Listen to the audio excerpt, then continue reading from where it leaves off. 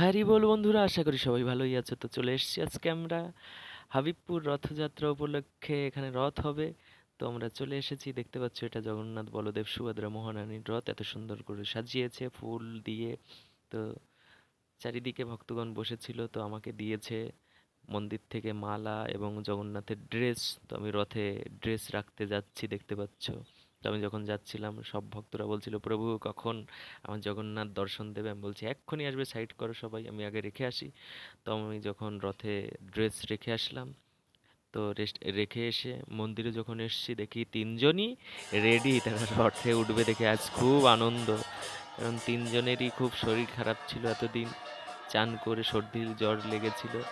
তো এখন তারা রথে উঠবে। তো দেখতে পাচ্ছ সবাই একাগ্র চিত্রে সবাই বসে আছে কখন আসবে। তো দেখতে পাচ্ছ এক্ষুনি বলদেব আসবে প্রথম। তো অনেক মিডিয়া ছিল, তারা ক্যামেরা নিয়ে দাঁড়িয়েছিল। দেখতে পাচ্ছ প্রথমেই আমাদের বলরাম আসবে, সে রথে চড়বে প্রথমে। সে ওই যে দেখতে পাচ্ছ বলদেব কি জয়। তো দুলতে দুলতে চলে আসছে আমাদের বলদেব, দেখতে পাচ্ছ এখন রথে চড়বে। সে খুব আনন্দিত, আজকে ওদের রথে চড়ানো হবে। তো দেখতে পাচ্ছ বন্ধুরা, সব ভগবানকে দর্শন করতে যেতে হয়, কিন্তু জগন্নাথকে দর্শন করতে যেতে হয় না, সে নিজেই রথে করে ভক্তদের কাছে চলে যায়। তো এই যে আমাদের সুভদ্রা মহারানী চলে এসছে, সেও দুই দাদার সঙ্গে রথে চড়বে। তো এক হাজার হাজার ভক্ত দর্শন করতে পারছে, খুব ভক্তের ঢল ছিল আজকে। এতে হবিবপুর আমাদের এখানে, মানে আমাদের এই রানাঘাট কৃষ্ণনগর এই এই কাছের এইখান দিয়ে হাবিবপুর রথযাত্রাই সব থেকে বড়। এখানে অনেক টাকা খরচা হয় রথ করতে। দেখতে পাচ্ছ আমাদের রথটাও অনেক বড়, অনেকটা জায়গা, পিছনে অনেকটা জায়গা, সামনে অনেকটা জায়গা, ভিতরে অনেকটা জায়গা। তো সুভদ্রা মহারানী উপবিষ্ট হয়েছে তার আসনে। এইবার আমরা অপেক্ষা করে আছি কখন আমাদের জগতের নাথ, সেই জগন্নাথ কালিয়া আসবে।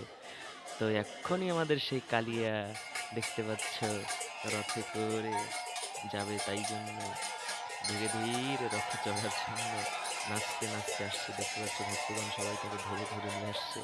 আমি রথে আগে চড়ে বসে আছি, তাই হয়তোবা জগন্নাথ খুব রাগ হয়ে গেছে যে তুই আমাকে না চড়িয়ে তুই আগে আগে উঠে গেলি, তাই জন্য আমাকে বারবার দেখছিল, রাগ হচ্ছে দেখো বন্ধু। আমি বললাম এসো।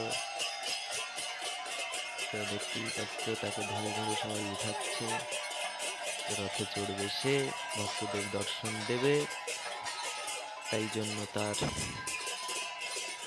রথে আগমন। তো কালিয়া খুব ভারী, দেখো তো, তাকে তোলাই খুব কষ্ট হয়ে যাচ্ছে, সব ভক্তরা ধরতেই পারছে না। তাও আমি গিয়ে আমি একটু ছুঁয়ে দিলাম, আমি একটু ধরলাম। তো দেখি কৈলাস থেকে স্বয়ং ভোলা মহেশ্বর চলে এসছে রথ দর্শন করতে। দেখতেই পাচ্ছ মহেশ্বর মহাদেব তো সবাইকে আশীর্বাদ দিচ্ছিল। তো এখানে উপস্থিত হয়েছিল মুকুটমণি অধিকারী, দেখতেই পাচ্ছ বন এই রানাঘাটের এমএলএ ছিল সে। তো হাজার হাজার ভক্তগণ এসেছে, সেও এসছে, ভোটে দাঁড়াবে, তাই জন্য সেও এসছে জগন্নাথের কৃপা নিতে।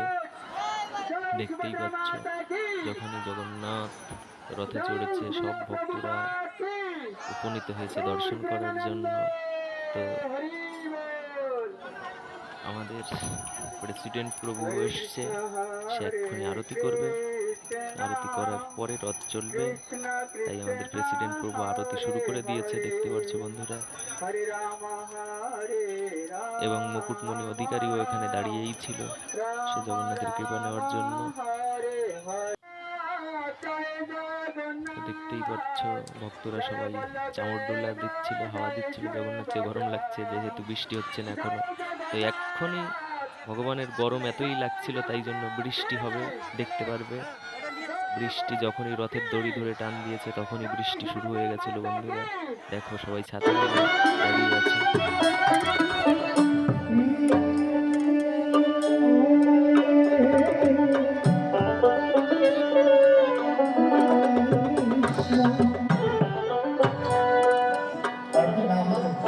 সব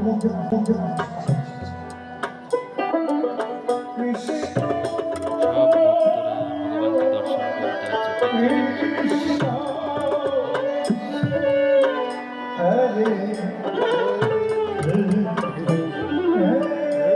যাই হোক, বৃষ্টি থেমে গেল অবশেষে। জগন্নাথ রাজপথ আলোকিত করে ধীরে ধীরে রানাঘাটের কন্যা যেহেতু মাসির বাড়ি যাওয়ার জন্য ধীরে ধীরে রাজপথে চলেছে। দেখতে পাচ্ছ স্বর্ণ ঝাড়ু দিয়ে সবাই ঝাড় দিচ্ছিল, জগন্নাথের পথ পরিষ্কার করে দিচ্ছিল। আর আমাদের রথ পিছনে আসছে। তো আমাদের রথটা কেমন সামনের থেকে দেখাবো।